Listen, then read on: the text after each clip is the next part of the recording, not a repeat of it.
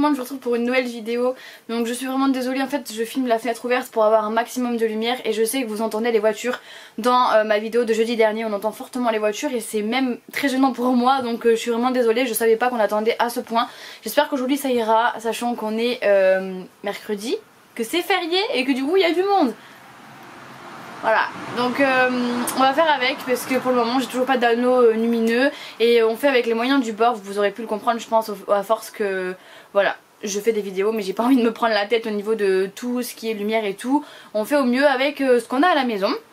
Donc je vous retrouve pour une vidéo qui a été beaucoup demandée suite à ma vidéo arnaque. Donc la vidéo de jeudi, pas dernier mais l'autre, qui a fait beaucoup de bruit. Alors beaucoup, je m'entends, puisqu'il y en a qui font 40 000 bruits avec 40 000 vues. Mais moi j'ai eu quand même 340 vues en l'espace de 2 jours. Sachant qu'en général mes vidéos ne font absolument pas ça en 2 jours, ça dépend vraiment lesquelles. Mais c'est très rare, donc merci beaucoup d'avoir accueilli cette vidéo de cette façon là. Et de l'avoir partagée, repartagée, ça m'a jamais fait ça et j'étais vachement émue de voir tous les gens qui ont partagé, ça m'a vraiment beaucoup touchée, donc voilà, merci beaucoup. Donc je vous retrouve, vous l'aurez sûrement vu dans le titre, et suite à cette vidéo vous m'avez beaucoup posé de questions au niveau de comment j'ai évolué sur Instagram et sur YouTube, comment j'ai commencé, comment j'ai décidé de commencer, comment j'en suis arrivée à aujourd'hui. Donc je vais tout vous expliquer, ça va pas être très long je pense, mais bon au fur et à mesure quand même des étapes que j'ai pu ressentir et avoir dans toute cette aventure depuis 3 ans maintenant. Et ce que je ressens maintenant, et pour vous aider peut-être à vous lancer un jour et à faire ça... voilà, à faire votre passion, à faire envie à peut-être d'autres personnes qui hésiteraient, des jeunes, des moins jeunes. Il y a plein de monde qui me disent j'aimerais bien me lancer mais je sais pas comment faire et tout. Alors j'ai eu beaucoup de questions, alors j'ai pas mon téléphone, je vais aller le chercher après parce que j'ai recensé quand même pas mal de questions suite à cette vidéo, dont Insta Alex, si tu passes par là merci beaucoup parce que tu me l'as posé au taquet et elles sont toutes vachement intéressantes. Donc je vais aller chercher mon téléphone parce que je les connais pas par cœur et je reviens. Bon, j'ai mon téléphone au moins pour répondre à ces questions là ciblées. Après j'en ai plein d'autres en tête auxquelles j'ai envie de vous répondre. Mais elle m'a dit comment demandes-tu aux marques de faire un partenariat, la manière et la façon, genre par email, Insta, de quelle manière tu t'y prends. Et après il y a d'autres questions qui suivent qui sont en rapport avec cette question. Je vais déjà répondre à cette question. Donc comment demandes-tu? Donc il n'y a aucune manière précise parce que c'est très rare que ce soit moi qui contacte les marques pour des partenariats. Alors ça m'est eu arrivé de contacter, soit j'ai contacté des marques, c'était des petites entreprises parce que ça m'intéressait beaucoup et ce sont des personnes que je porte très fort dans mon cœur parce que ce sont des personnes avec qui du coup j'ai pu discuter et avec qui je fais encore des partenariats si vous voulez. Par exemple je parle du Prince au petit pois, c'est une petite entreprise, c'est une petite marque, c'est une dame qui fait de la papeterie et c'est un des premiers partenariats que j'ai eu, c'est moi qui l'avais contacté en lui disant que j'étais intéressée par tout ce qu'elle faisait, sa papeterie, ses dessins et tout. Et c'est vrai qu'elle m'avait envoyé quand même pas mal de papiers, j'avais fait une vidéo dessus et j'avais été méga touchée. Et là elle me redemande un partenariat 3 ans après, donc ça c'est vraiment touchant, c'est des trucs, rien que d'en parler ça me met les frissons parce que c'est dire que mon travail a été fait correctement et que... on est quand même attaché à ce genre de relation, en tout cas moi je suis attachée à ce genre de relation là. Faut pas croire que on n'est pas attaché aux marques ou aux petites entreprises qui nous contactent. En fait il y a toujours une relation client, client patron, client marque etc. Influenceur, marque, machin, il y a toujours quand même une relation, on parle toujours avant. Et donc alors je contacte très rarement les marques et quand je les contacte, donc voilà comme je vous disais c'est soit des petites entreprises, ça m'est jamais arrivé de contacter des grosses marques, peut-être une, et elle m'a répondu qu'elle était d'accord grâce à mes photos. En fait c'est quand vous contactez, en fait il vous faut faire un message correct en disant voilà bonjour, qu'est-ce que je fais, je dis bonjour je m'appelle Maëva, j'ai tel âge, mon compte Instagram et celui-ci, je me suis lancée dans la photo, je me suis lancée dans le test de produits et puis j'aimerais collaborer avec vous, pouvoir travailler avec vous, vous faire de belles photos et puis si intéressé faire une vidéo YouTube avec un test des produits, tout dépend quel produit je souhaite recevoir. Et voilà, c'est à peu près tout, mais c'est très rare que j'ai contacté des marques et quand je l'ai fait en général ça a été positif. Moi j'ai eu des noms aussi mais là comme ça me revient pas, mais voilà. En gros c'est comme une lettre de motivation, une démarche. Je suis désolée j'ai le nez qui me pique, je suis allergique en ce moment, je fais des allergies de ouf. Bref, ensuite ah oui donc elle me dit par email, Insta de quelle manière. J'ai toujours fait par Instagram, jamais fait par mail. En fait par email c'est souvent les marques qui me contactent. J'ai aussi des marques qui me contactent par Instagram, mais quand moi je contacte c'est souvent par Instagram. Je regarde un peu ce qu'ils proposent, si ça m'intéresse, si je sais que ça peut vous intéresser, et je contacte en disant voilà je serais intéressée, est-ce que vous voulez travailler avec moi, et voilà. S'ensuit après l'explication et tout ça. Ensuite elle me dit à partir de combien d'abonnés as-tu commencé les posts rémunérés? Comment tu sais combien il faut que tu demandes pour ces posts rémunérés, genre 20 € pour cette marque et celle-là 30 €. Alors les posts rémunérés j'ai commencé là maintenant. Donc j'ai 19 000 abonnés, 19 700 exactement aujourd'hui. J'ai commencé les posts rémunérés à 19 000 abonnés. On peut commencer beaucoup plus tôt. Mais c'était pas un truc en fait qui m'intéressait. Je dis pas que ça m'intéresse maintenant, mais c'est que c'est devenu important parce que si je vous montre l'état de ma chambre au niveau de toutes les photos que je dois vous faire et l'état de mon planning les gars, je crois que vous serez à ma place, vous serez en train de pleurer parce que là je suis complète au niveau photo, ça se décale à chaque fois, c'est infernal. Et j'ai des personnes qui attendent, ça fait au moins 2 mois, je suis complète jusqu'au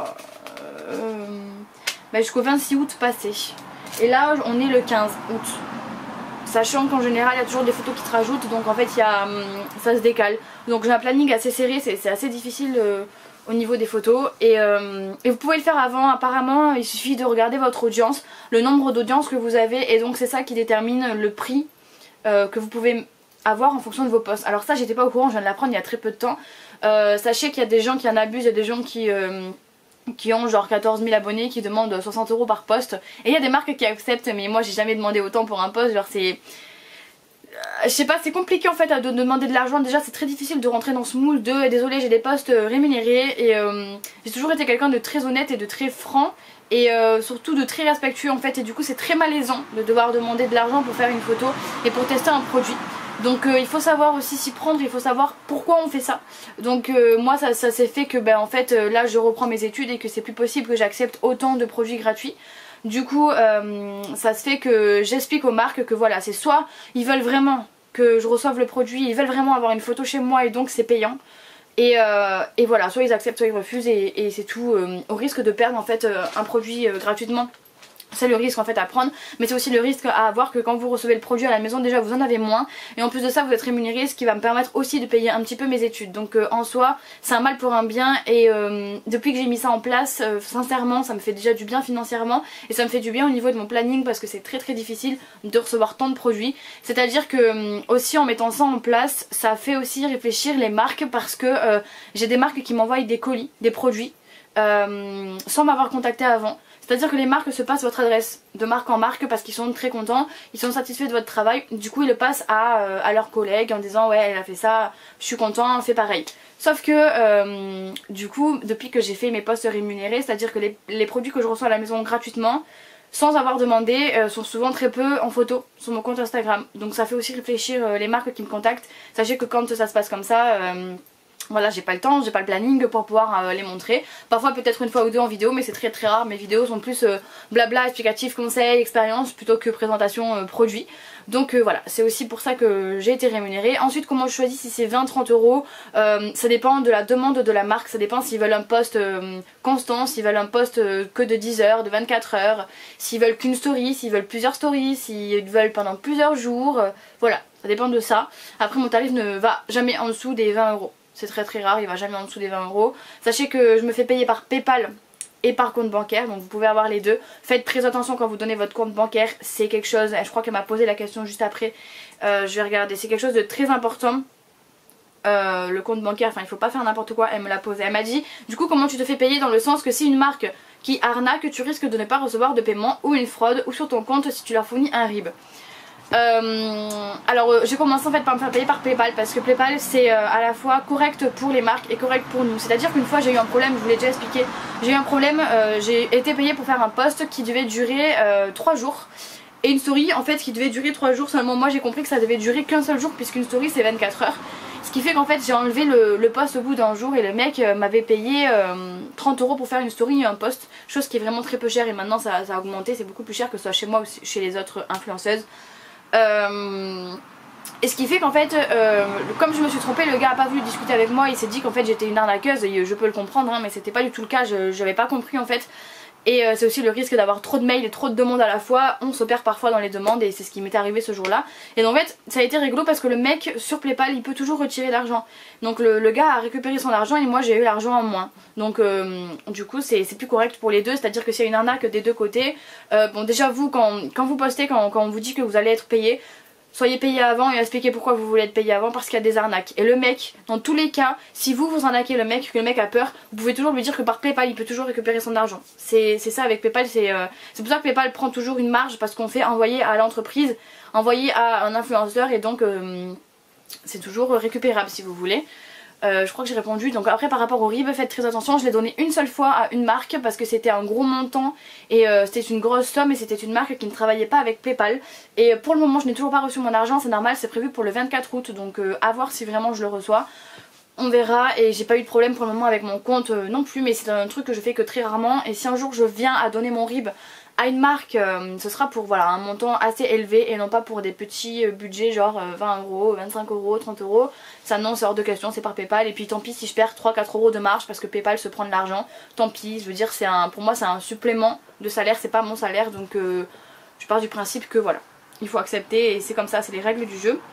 Ensuite elle m'a demandé du coup la question que tu as dit à la fin de la vidéo, comment as-tu évolué, quelles sont les différentes plateformes qui ne vont pas nous arnaquer, donc que je connais qui ne vont pas vous arnaquer, comment est-ce que j'ai fait au début, est-ce que j'ai acheté beaucoup de choses pour faire des photos, ou combien de fois je postais par semaine, comment fais-tu pour agrandir ta communauté. Alors je vais répondre à tout ça, après plus besoin de mon téléphone, je crois que c'était les seules questions qu'elle m'avait posées, elles sont vachement intéressantes. Déjà les plateformes que je connais qui ne vont pas vous arnaquer, j'en connais plusieurs. J'en connais qui arnaquent, j'en connais qui arnaquent pas, donc je vais vous donner celle où vraiment j'ai été satisfaite. J'ai Octoly. Octoly, alors après c'est très difficile maintenant d'y rentrer, je m'aperçois beaucoup que les règles elles changent à chaque fois. Moi au début quand j'ai commencé il fallait avoir 10 000 abonnés et il fallait avoir au minimum 300 likes je crois, et le compte était vérifié. Parce que maintenant il y a des gens qui achètent des abonnés, chose qu'on me dit très souvent, genre nanana par rapport au truc éditeur machin, parce que j'ai que 6% d'audience, je sais pas quoi. Déjà c'est les vacances et en plus de ça j'ai jamais eu une forte audience en fait, les gens s'abonnent. Quand je poste une photo j'ai genre au moins 20 personnes qui s'abonnent au niveau de ma photo, mais ces 20 personnes là ne viennent jamais sur mes photos, je comprends pas, mais après je suis pas une pro d'Instagram, hein, j'y connais pas non plus de ouf grand chose, je sais pas pourquoi ça fait ça. Mais bref, du coup il y a des gens quand même, ça se voit énormément, les gens qui achètent leurs abonnés, les likes et tout, il n'y a pas de commentaires mais il y a des likes. En fait moi j'ai souvent moins de likes mais plus de commentaires, et j'adore ça parce que du coup je peux discuter avec vous et tout, c'est ça qui me plaît le plus. Des fois je prends genre 2 heures à répondre à tous les commentaires et tout, j'aime trop. Bref, d'où était la question? Oui, avant c'était beaucoup plus sécurisé Octoly parce que notre compte était vérifié et voilà, après j'avais été acceptée facilement du coup, et une fois rentrée dessus Octoly c'est vachement bien, c'est vachement... il y a toujours des gens pour vous répondre, pour vous aider, vous avez toujours des chouettes produits. Après par rapport à l'endroit où vous habitez vous avez moins de produits. Moi par exemple comme je suis en campagne j'ai moins de produits qu'une parisienne, j'ai pas de Lancôme, des trucs comme ça à tester. C'est dommage mais en soi je trouve que c'est déjà ouf tout ce que je peux recevoir grâce à Octoly. Je reçois des robes quoi, enfin des vêtements que j'ai pas besoin de m'acheter à côté parce que je les reçois gratuitement. Enfin je veux dire il faut aussi avoir conscience de cette chance là quoi. Je veux dire le jour déjà où j'ai reçu un produit gratuit à la maison, mais... Enfin voilà, il faut garder cette chance là aussi en tête parce qu'il n'y a pas tout le monde qui a ça, et parce qu'un jour ça peut s'arrêter et qu'avant j'avais pas ça et que je sais très bien que c'est très dur. Voilà.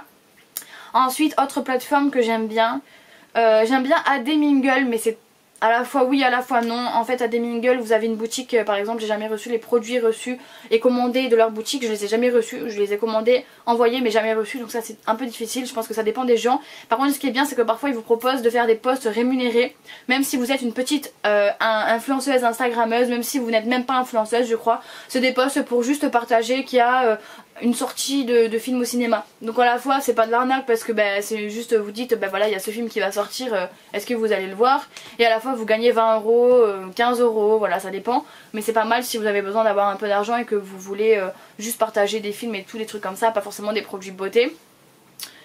Ah oui j'ai une belle plateforme, c'est Feedgood. Alors c'est pas vraiment une plateforme, je sais même plus comment j'ai fait pour y rentrer dessus. Je crois que c'est eux en fait, au bout d'un moment vous avez des plateformes quand vous augmentez qui vous contactent de eux-mêmes. Donc c'est eux qui m'ont contacté, et je pense que essayez de taper Feedgood. Je mets beaucoup de photos de chez eux et en fait ils fonctionnent que par mail, ils ont pas une plateforme. C'est eux qui vous envoient des mails en vous disant ouais on a ça à vous faire tester, si vous êtes intéressé marquez que vous êtes intéressé, donc du coup vous faites votre truc, vous marquez que vous êtes intéressé. Parfois ils vous refusent parce que il y a trop de demandes et donc il n'y a plus de produits, et moi très souvent ils m'acceptent et je reçois par contre des produits mais de ouf. Vraiment les meilleurs produits que j'ai pu recevoir c'était grâce à Feedgood, hein, mais vraiment truc de fou, genre des parfums et tout, et c'est une très belle plateforme en fait, je reçois des trucs bio, enfin waouh, Feedgood merci beaucoup. Octoly est très bien aussi mais c'est pas le même délire, vous avez plus des trucs Sephora nanana que Feedgood, c'est vraiment des trucs bio, c'est des trucs un peu plus poussés, un peu plus jolis. Et après j'ai pas d'autres plateformes bien parce que toutes les autres que j'ai pu tester, même celles où je pouvais gagner de l'argent, c'était beaucoup d'arnaques. Et il faut surtout avoir pas mal d'abonnés. Je crois que Feedgood il faut avoir 8000 abonnés pour pouvoir y rentrer dessus. Et pareil c'est vérifié. J'ai que ça à peu près comme plateforme. Ah non, j'avais Influence for Brands, mais pareil je suis souvent refusée, j'ai jamais eu d'acceptation à part une fois pour un couteau et pour le lait de coco que j'ai pu faire à manger. C'est les deux seuls produits où j'ai été acceptée en 3 ans où j'y suis dessus. Ça s'appelle Influence for Brands si jamais vous êtes intéressé. Je vais essayer de tout vous marquer en barre d'infos, je vais essayer d'y penser, c'est promis. Ensuite c'est tout comme plateforme. Au niveau de comment j'ai évolué, comment j'ai commencé, c'est rigolo parce que ce qu'elle dit c'est exactement ça. J'ai fait des photos avec mes produits. Donc quand j'ai commencé, en fait je me suis en fait de base au début quand j'ai commencé j'avais une page Facebook, c'est celle qui s'appelle Maeva YouTubeuse. Et je faisais des photos à l'époque. J'ai toujours aimé faire des photos et je faisais des photos de voilà de chiens, d'humains, bref des photos basiques, des portraits et tout. J'étais pas mal douée, franchement c'était un truc qui me plaisait. Et j'ai commencé les vidéos il y a 3 ans donc j'avais 20 ans, 19-20 ans à peu près. C'est ça, j'avais 19 ans en fait. Quand j'ai commencé les vidéos j'avais 19 ans et j'ai commencé parce que en fait j'ai proposé sur ma page est-ce que ça vous intéresserait que je fasse des vidéos YouTube. On m'a répondu oui et je me suis lancée sur un produit, je me rappelle c'était la cup. Le premier produit que j'ai fait c'était la cup et aussi le truc pour les cheveux là pour vous colorer les cheveux, le Crazy Color. Et en fait je voulais me lancer sur YouTube pour vous parler des produits que je testais le plus et qui me plaisaient. Donc genre la cup c'est un truc, ça fait 4 ans que je l'ai et waouh c'est un truc qui a changé ma vie et voilà en fait de base c'était ça mon idée de vidéo YouTube. Ça a été très dur de se lancer. Ça a été très dur d'être à l'aise au niveau de la caméra, ça a été très long. J'ai aussi commencé avec une petite caméra qui d'ailleurs elle doit être rangée là-dedans, là ou là-dedans. Je la mettais sur plein de piles de livres et ma voix était très souvent pas en raccord avec ma bouche. La lumière était horrible et c'était très difficile. Et un jour je me suis dit si je veux vraiment que YouTube décolle il va falloir que j'ai une bonne qualité de vidéo et des sujets intéressants. Donc ma chaîne n'a toujours pas décollé de ouf, je veux dire on est 1300, c'est déjà fabuleux. Le jour où j'ai dépassé les 1000 abonnés, ça a été le même effet sur Instagram, c'est impressionnant. Et on se dit ouais ça y est c'est maintenant ça va décoller. En même temps on a peur et on se dit ça y est demain je vais avoir 2000 abonnés et tout. Et en fait pas du tout, ça se passe pas comme ça, enfin en tout cas pas chez moi. Ma chaîne YouTube elle met vraiment beaucoup de temps avant d'augmenter, voilà ça rame beaucoup, c'est très dur. Mais voilà j'ai commencé par YouTube avant de commencer par Instagram.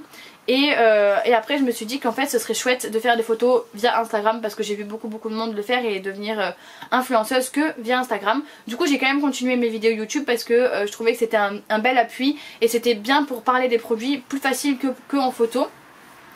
Et Instagram, comment j'ai commencé? En fait j'ai créé mon compte Instagram en même temps que ce que j'ai créé ma chaîne YouTube et j'ai commencé à faire pareil, à mettre des photos déjà basiques de portraits, d'animaux et tout, ce qui me plaisait. Et quand j'ai décidé de faire des vidéos YouTube sur la beauté, les produits etc, j'ai commencé en fait à prendre en photo des produits que j'avais à la maison, des rouges à lèvres que j'avais à la maison, des parfums que j'avais à la maison, des gels douche, en vous disant voilà j'ai acheté ça, je l'ai acheté tant, ça m'a plu, nanana. Et au début c'était difficile parce que des fois je mettais et vous utilisez quoi et tout et j'avais jamais de réponse. J'avais pas de réponse, il y avait genre 3 likes, il y avait pas de réponse dans toutes mes photos, c'était hyper frustrant. Et en fait je connaissais pas encore trop comment fonctionnait Instagram et le jour où j'ai compris qu'il y avait des hashtags, les gars c'est très important les hashtags parce que c'est comme ça qu'on vous retrouve. J'ai commencé à mettre des hashtags et là ça a commencé déjà à avoir plus de likes, à avoir quelques commentaires qui arrivaient, 3-4 commentaires et au final le bouche à oreille a fait que j'ai commencé en fait à poster de plus en plus de photos. Donc je saurais pas te dire la fréquence à laquelle je postais à l'époque quand j'ai commencé. C'était pas ouf, j'avais pas un planning hyper important, je me mettais pas la pression, c'était des photos que je faisais avec mes projets moi à la maison. Donc quand j'avais un projet intéressant je le faisais, mais je me rappelle pas avoir eu de contraintes. Tandis que maintenant je poste vraiment tous les jours. Il n'y a pas un seul jour où je ne poste pas.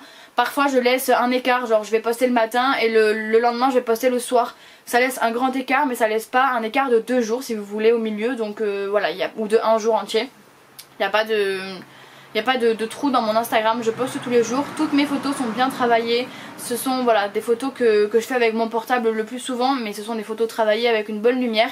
Pareil avec YouTube en fait, j'ai économisé et un jour je me suis acheté une bête de caméra, c'est celle avec laquelle je filme. Ma maman à Noël m'a offert un trépied. Je suis désolée, je sens que cette vidéo va être très longue, j'ai beaucoup de choses à dire et en même temps ça me tient à cœur.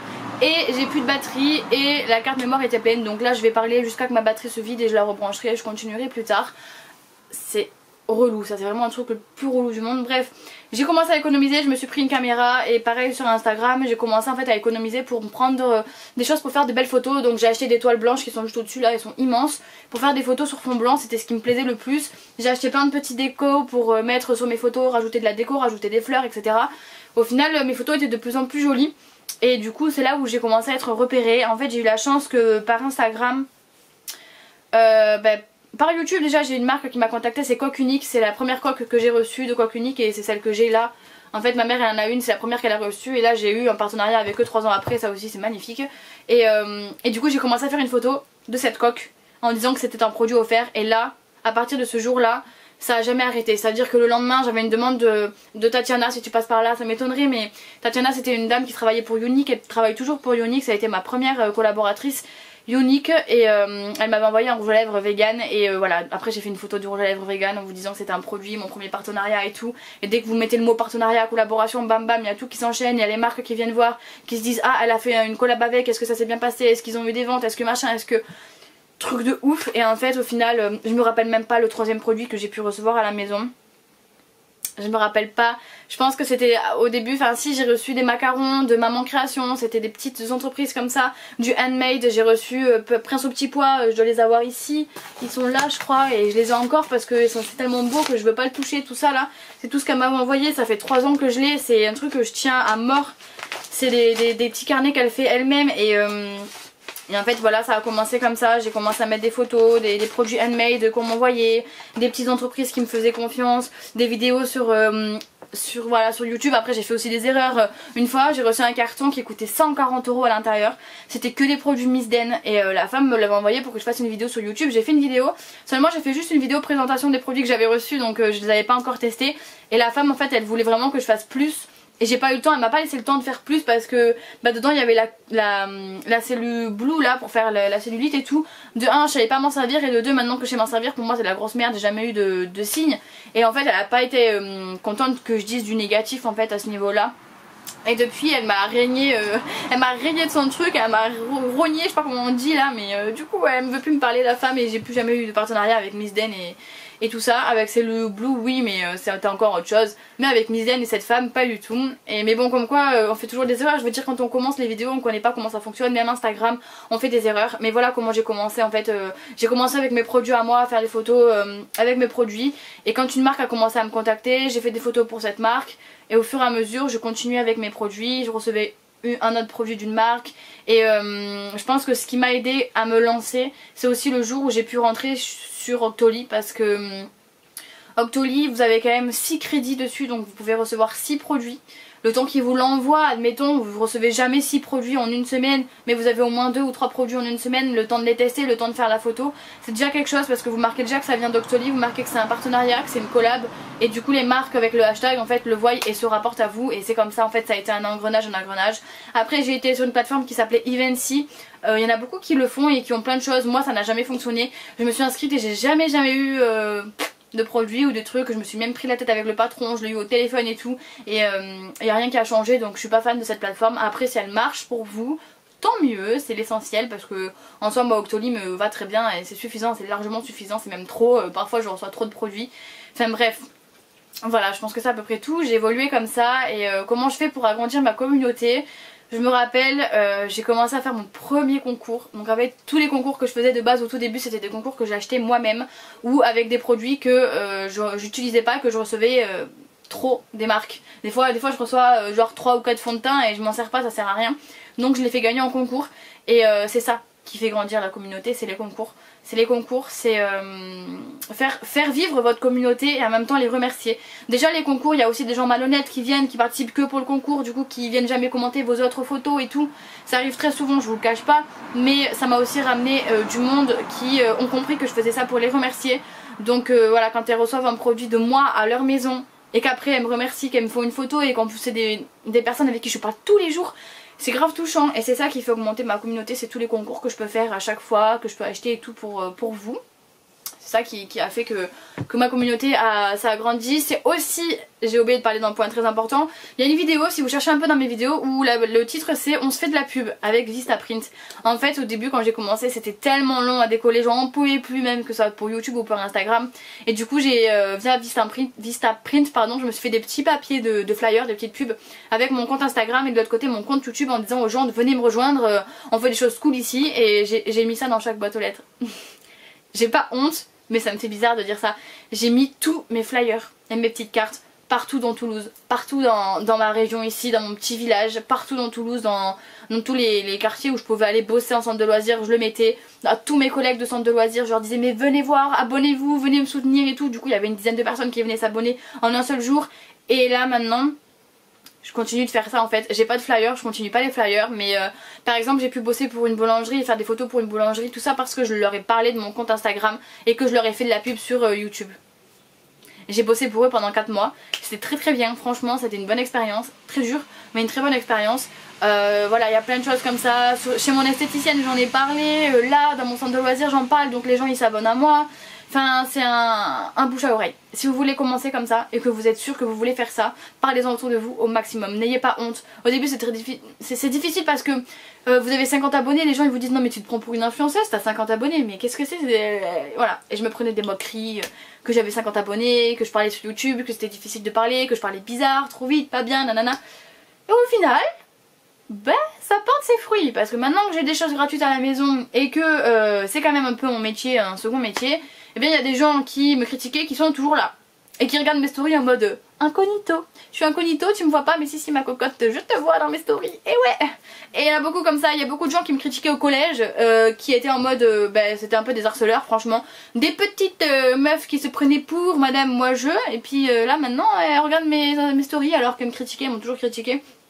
Ça a toujours été des pestouilles vraiment, ce genre de filles vous savez qui se prennent pour moi je, et vous êtes des grosses merdes, et moi je suis quelqu'un qui me rabaisse très vite. Et en fait, et ben maintenant elle regarde mes stories et j'en suis plus que fière personnellement.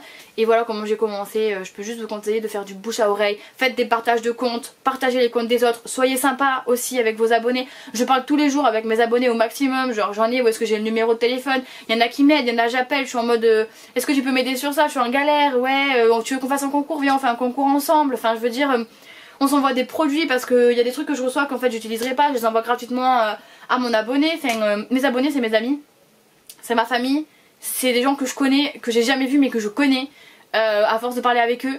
C'est voilà, c'est pas un nombre, c'est des gens avec qui je parle vraiment, c'est des gens sur qui je peux compter, c'est des gens avec qui j'ai besoin de parler quand ça va pas, je sais pas comment expliquer, c'est un lien qui s'est créé, c'est à dire que si je viens pas aux nouvelles tous les jours je suis pas bien, j'ai un manque, je me dis mais mince j'ai pas pris de nouvelles, je sais pas comment elle va, ah tiens elle m'a pas parlé depuis longtemps, vas-y je vais envoyer des messages pour savoir si elle va bien.